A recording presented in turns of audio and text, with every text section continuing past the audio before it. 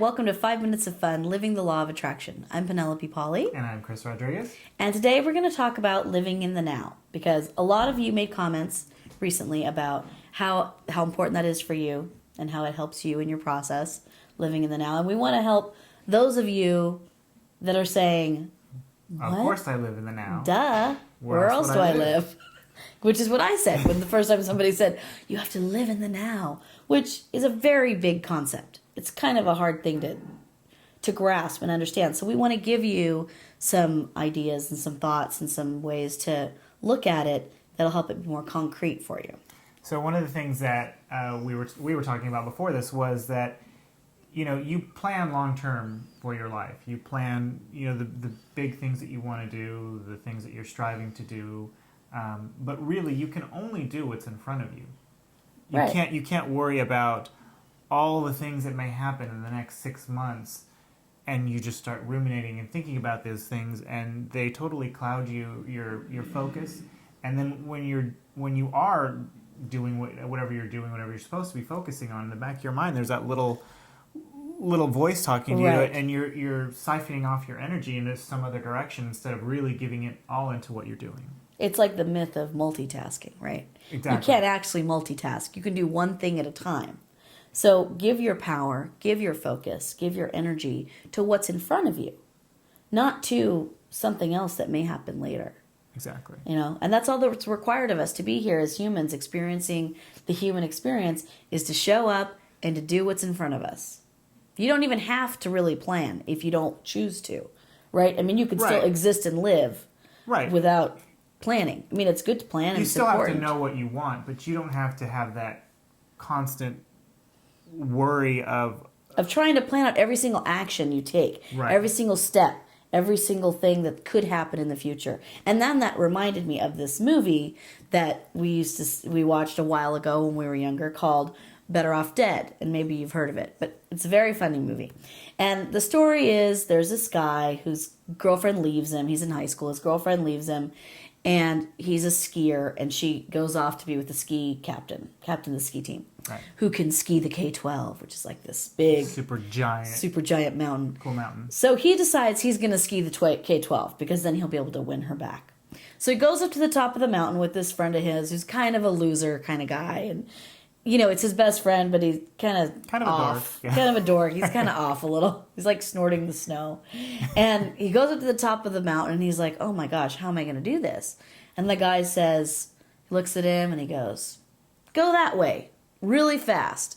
If something gets in your way, turn. And he's like, yeah, okay, whatever. And he goes back down the mountain. He's like, to heck with him. He doesn't know what he's talking about. He's crazy. He's crazy. So then he meets this girl, and this other girl who's like a nice girl, and she's like an expert skier. So she takes him to the top of the K-12 mountain, and they're up there at the top of the mountain. And he's like, oh, he's been skiing with her all day, and his confidence is high, but he gets to the top of the mountain and he freaks, and he looks down and he's like, how do I do that? And she goes, go that way really fast, and if something gets in your way, turn. And she takes off down the mountain. And it made me think, that's really how life is.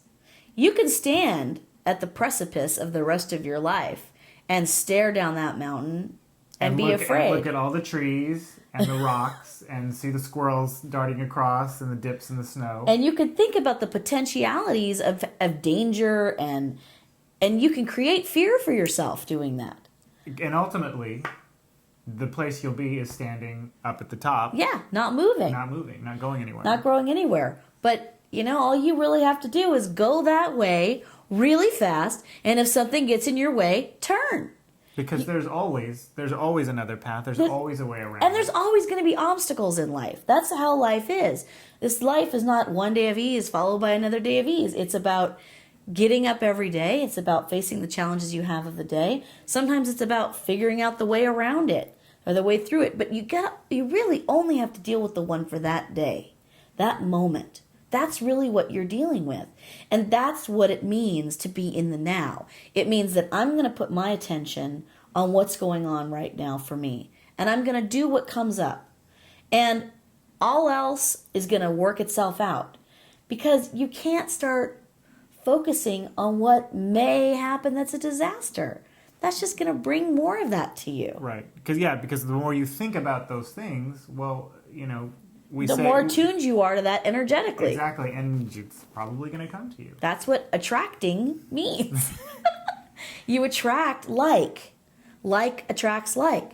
So if you put out the energy, the frequency of what you want, of feeling comfortable and confident in the day, in how you are and what you're doing, and you can always find a moment to enjoy yourself, even if it's small. There's always something that you can derive joy from. Well, and I think the thing that we're saying too is that even if you have that, it's this moment is small, live that moment, enjoy that moment, and really, what were we saying? Do it what's in front of you. So if you're trying to relax for those 5 minutes, really relax and clear your mind, and do it to the best that you can. Right. If you're playing with your kids, play with your kids for 10 whole minutes. Well, I was going to say, you can take a phone call after the 10 minutes. if you want to train yourself to live in the now, play with a 3 or a 4-year-old, because they can tell if you're not in it. Right. Oh yeah. They will be like, hey, come back. What are you thinking about? Or they'll know, and you will. I know that I have been playing with my daughter. I have really learned to live in the now, because if I'm not there 100%, she's like, Daddy, what come over here. You're supposed to be doing this, or we're supposed to be doing this, or. And now she's smart enough to where she'll say, you're not paying attention to me. So. Right. That's right. They know. They know. So, okay. So live in the now, everybody, by doing what comes up, doing what's in front of you, and not worrying about everything else. And practice by playing with a child. There you go. There you practice by playing with a child. And then, so for our question of the week, do we want to do it differently? No. Okay, so our question of the week is, what do you do to combat fear? And you can't just put staying in the now. You have to give us a concrete thing that we can do. That everybody can learn from and try. Right. So when you're up at the top of the K-12... Staring down at life, what do you do to get down that mountain? To get yourself... Well, not just to get yourself down the mountain, but to get yourself, just off that little bit. That's right. You just have to jump. You just have to jump. That's all.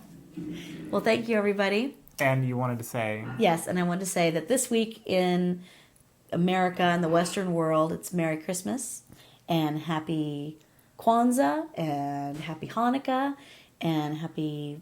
There's other things I'm not getting. But I will say just Happy Holidays and cover everything. Yes, and we love you all, and we're thinking about you, and we're really having a lot of fun. We're really having a lot of fun doing these. Yep. And we're really having a lot of fun getting all your feedback and hearing from you. So keep it coming. Keep it coming. Share with your friends. Whatever you put, we'll probably read around our Christmas tree today. So that's right. We'll read around the tree. All right. Thanks, everybody. Bye-bye. Bye. Should we tell them what we just did?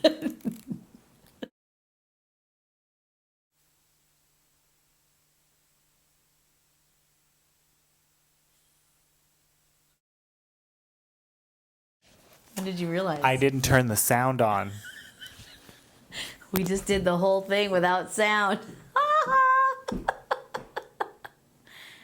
I guess then you could just play the bloopers without sound, and I'll look like this.